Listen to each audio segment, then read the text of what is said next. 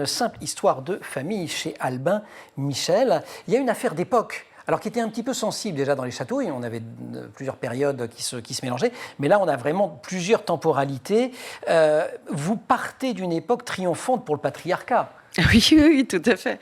Tout à fait. Et c'est pour ça que je tenais à ce personnage de Lio, qui est une jeune femme d'aujourd'hui et qui va renverser complètement toutes ces idées reçues-là.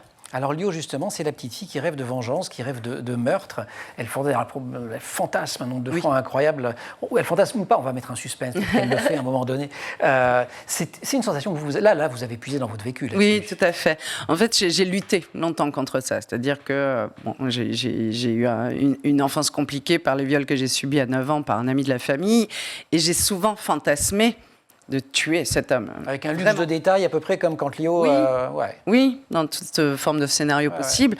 Et je me suis accaparé cette légitimité-là en me disant tu as le droit en fait de ressentir ces images et ce besoin. Par contre, évidemment, tuer une personne non violente, parce que c'est ça la vraie voie de la vie, de ne jamais reproduire cette violence. C'est ça, je pense, l'intelligence et juste la générosité envers l'autre, envers l'humain et l'humaine. Mais on ne peut pas nier qu'on a droit à cette colère, qui est tout à fait légitime.